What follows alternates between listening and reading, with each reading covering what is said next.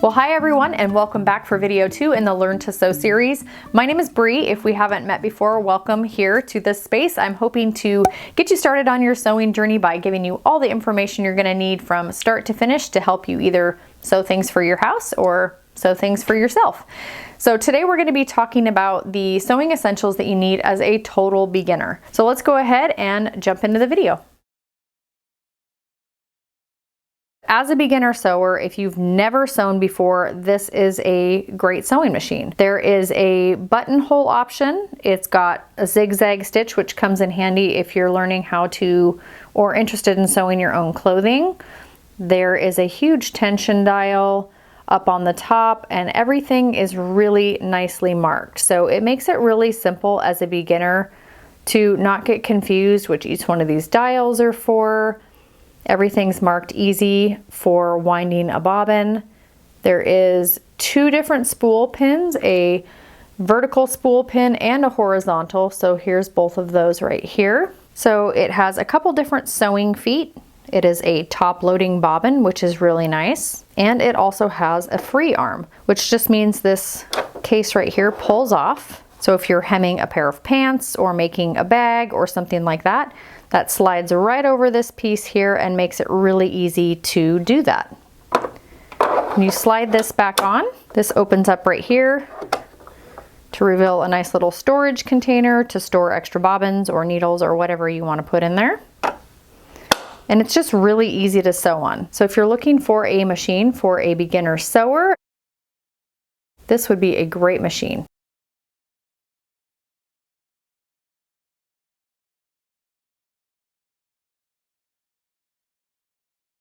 So I recommend just starting off with a basic universal sewing needle, which is a size 80-12. And let me show you where you can find that information. So this brand in particular, which is Schmetz, can be purchased at Walmart, Joann's, Hobby Lobby. These are just a great all-around sewing machine needle that is super easy to find. And as you can see on here, this one says jeans, and it has a size right here. So this is a larger size needle that is meant for sewing denim. So you don't want to purchase machine needles like this if you're going to be sewing a lightweight cotton fabric or something like that. You'll want to start with a universal size, and that is going to be an 80-12. So these are a universal size, just all around needle. So if you're looking to purchase extra needles for your sewing machine, start with the universal needle. Okay, so we just got done talking a little bit about a really great beginner sewing machine and the needles that you'll need for that machine when they have to be changed out.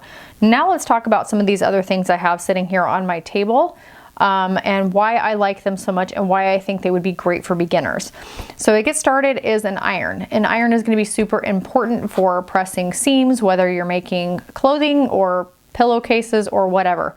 A lot of patterns will require at certain steps in the process of making the pattern that you have to iron the seams a certain direction or press them open. So having an iron that you really like is important. This iron that I use is a cordless iron. It's by Panasonic. I've had this particular one for about 6 years, and I actually own 2. I've never had any issues with the iron. It is super portable. It's lightweight. It actually comes in this little case here with a handle, which is really handy for carrying. So I really like that. The top pops right off. The cord retracts and sits into the base, which I also think is super handy and just keeping things nice and tidy and clean. There's a button on the side of the iron that you press so you can take this and fill this up really easily, which I really like. The iron itself is lightweight. It stays hot for a very long time when you're pressing. Pull the iron out like this to iron, and then when it needs to recharge or it's starting to not be as hot, you just put it back on the docking station and it reheats itself, which is fantastic. So when you start doing some research, you will find that irons vary greatly in price, anywhere from $10 all the way up to hundreds of dollars. So purchase what you can afford. As long as the iron has a steam and a no steam setting, it's going to work for your sewing need. And iron is an iron, and if it presses the seams, it's going to work just fine. All right, so now let's talk thread. When you walk into a sewing store, you'll see hundreds of different colors of thread and different brands. So start off with some of the basic colors. You don't need to purchase everything right away, but I recommend a navy blue thread, black, some color of gray, either a light gray or a darker gray, whatever you think is going to work best for your sewing needs, off-white, and then a neutral tone. So there is different brands of thread that you can purchase. You're going to again want to buy a universal or all-purpose thread. Make sure that you're not buying a heavy-duty thread, which it will indicate on the spool, either on the bottom or on the top of this one here. It will say heavy-duty. Sometimes the spool colors are different. Heavy-duty thread will not work for general sewing. It's not going to work with a standard needle. It's going to cause problems with your machine, so just make sure you're buying a universal thread. You're also going to need extra bobbins.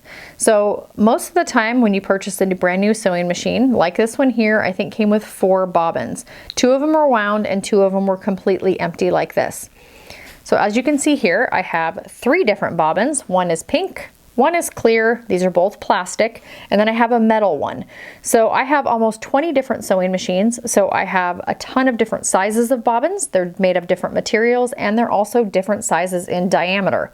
So you'll just want to make sure that if you're going to the store or going onto Amazon to purchase extra bobbins for your machine, that you check the size bobbin that you need for your machine. So this particular Singer heavy-duty sewing machine, I believe, was a class 15 clear plastic bobbin. So that's important. So there's either a class, I think it's 15 or a 66. So you'll want to make sure that you're buying the right size bobbins for your machine, because it does make a difference when you're starting to sew. Next up is a seam ripper. So I've talked about this in a previous video, and it was this one right here that I shared with you, which on one end of this little sewing tool, there is a seam ripper, and on the other end is a sewing awl. This end works great for poking out corners when you're doing pillows or different things on garments. And this one is a nice end that's helpful for pressing. So this is a great 4-in-1 tool.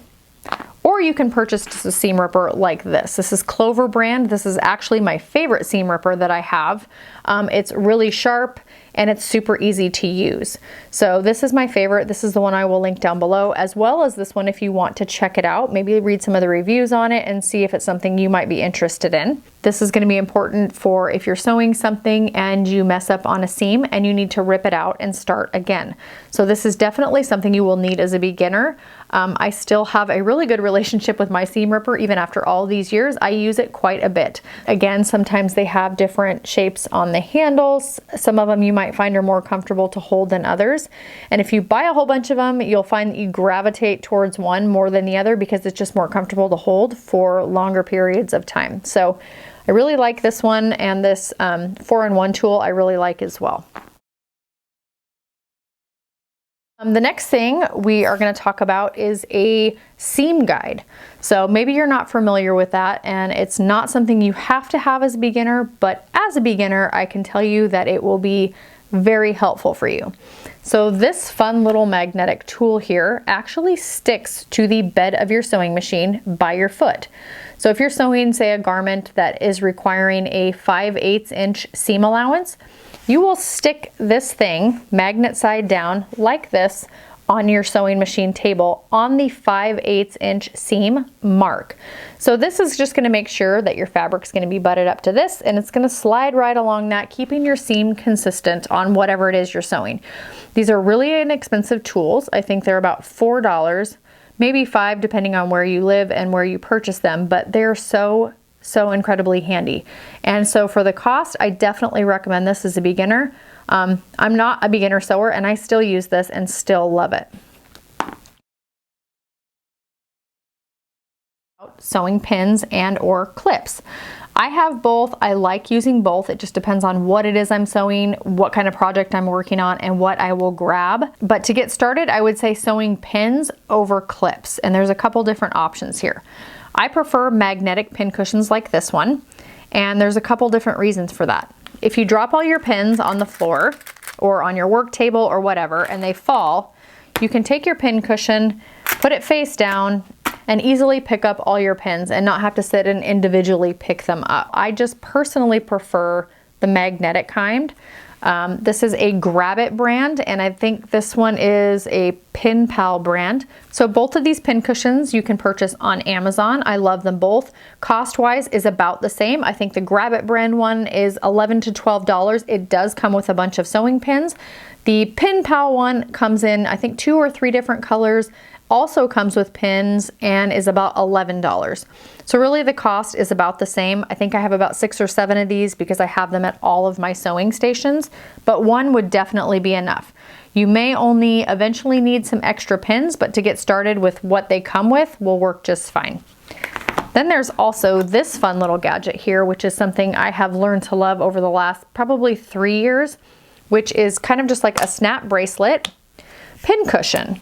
So it's magnetic, just like these. So when you're sewing, you can just kind of throw your pins at your wrist and everything's gonna stick and stay right there. This definitely comes in handy as well, and this was $10. It came with 2 in the package. It didn't come with pins, so I just pulled the pins from here and put some on the bracelet. So these also come in lots of different colors. I just prefer black or pretty neutral colors for these kind of things, but again, this is a great investment if you're looking to always have your pins kind of on hand and close by.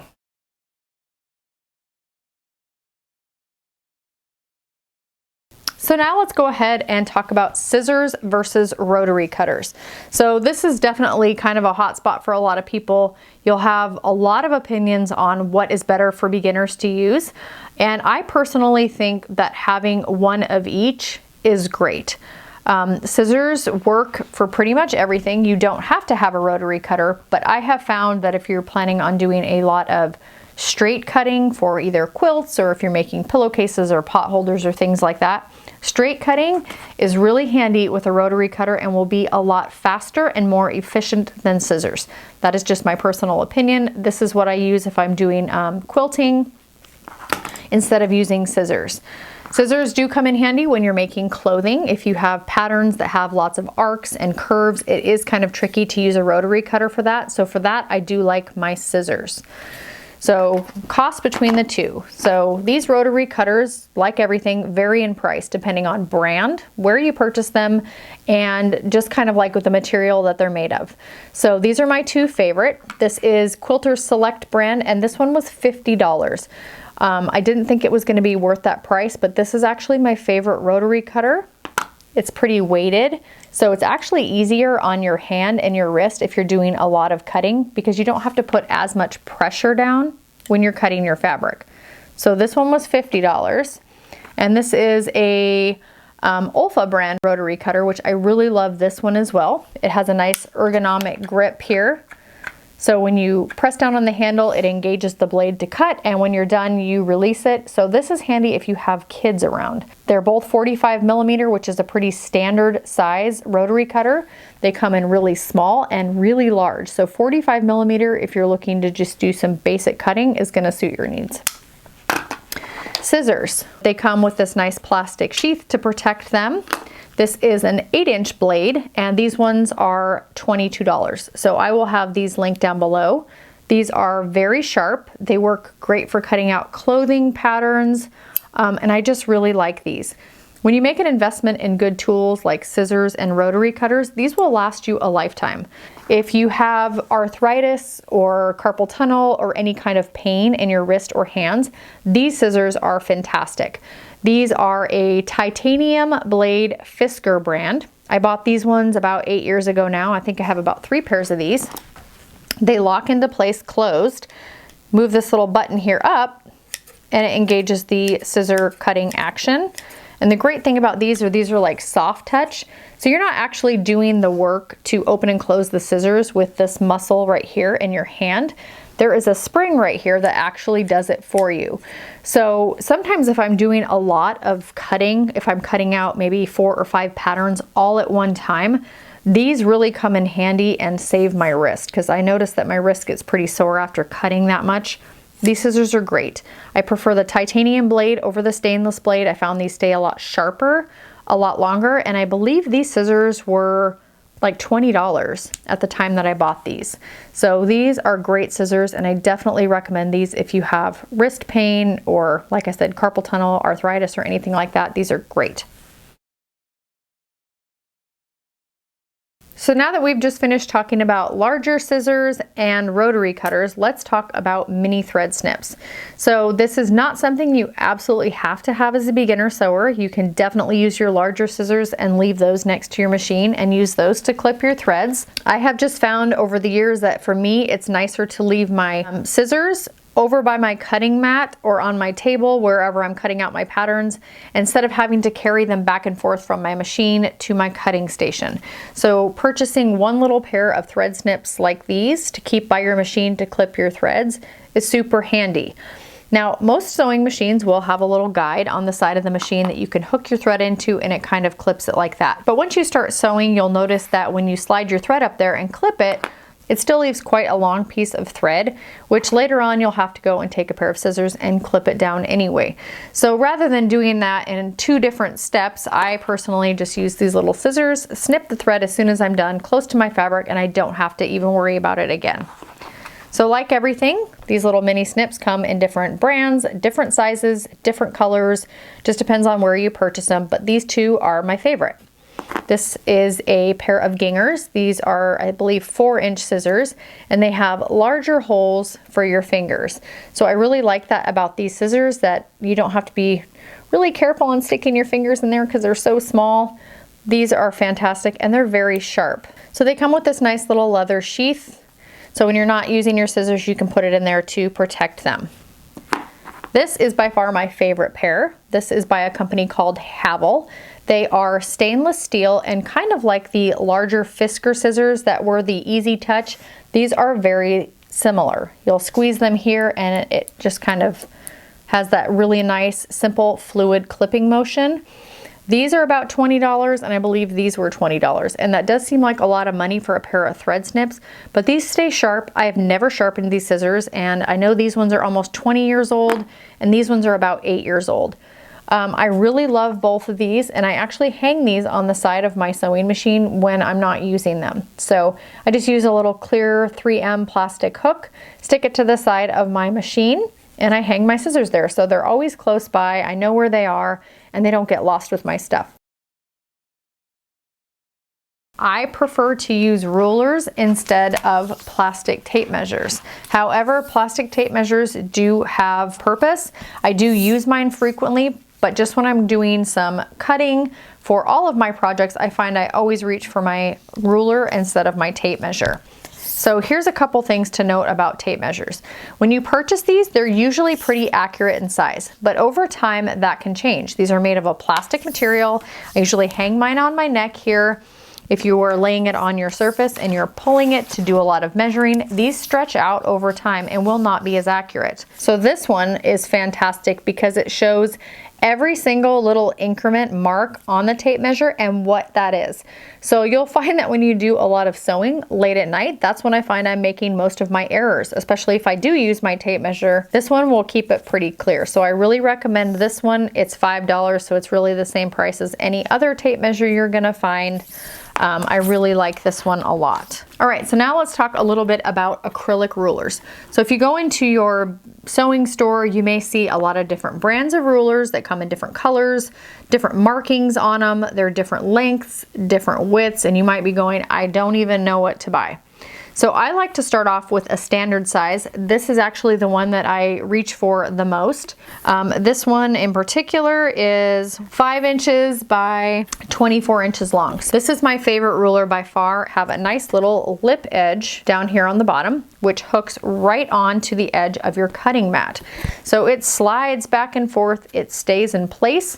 These lines on your ruler line up with the lines on your cutting mat for really accurate, precise cutting. You can also purchase these little guides here.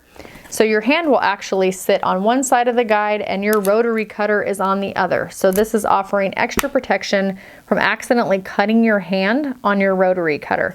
So these are my favorite rulers. I highly recommend these if you plan on using a rotary cutter, as well as this guide that's on here, again, to protect your fingers. So now we're on to the last thing I want to talk about for our sewing basics, and that is a cutting mat. Now, a lot of people will tell you as a beginner you don't need a cutting mat to do your sewing, and that is very true. If you're going to be using scissors to do most of your cutting, a cutting mat isn't necessary because you can use any hard surface like your floor or a dining room table to cut, and you'll just have to be careful that the tip of your scissors doesn't hit your table while you're cutting, but a cutting mat really isn't necessary for that. If you're going to be using a rotary cutter, however, you will need a cutting mat because if you engage the blade and cut your fabric, this will go into any surface that you're cutting on, like a table or a desk, and it will ruin the tabletop. So a cutting mat is going to be really important if you're going to be using a rotary cutter. But if you're just using scissors for now, then a cutting mat isn't necessary. But I do recommend them if you're going to be doing a lot of sewing. They do have a lot of nice lines on them to help with accurate cutting. This particular one is 24 inches by 36 inches. It is a green color. It is made by Olfa brand, which is the same brand as this rotary cutter here. I love this cutting mat. I've never had issues with it buckling after years of use, and I think this one's about 6 years old. So that concludes our sewing essentials for beginners video. I hope you guys found this helpful and informative. If you have any questions or comments about any of the things that I shared here, go ahead and leave them down below. I do try to answer all of those. Again, I will have a printable list of all of these things that you can take into your local craft store if you're looking to purchase these, with the size and the brand, so it's hopefully easy for you guys to find. I will tell you right now that not everything here is available in a store. You can purchase a lot of these things, like these little mini snips, on Amazon. So not everything you'll be able to just walk in the store and purchase. So I hope you guys enjoyed this video. Let me know down below if there's any other things that you would like to know of or have questions on as a beginner. I'm happy to help you, and I'll see you guys for my next video.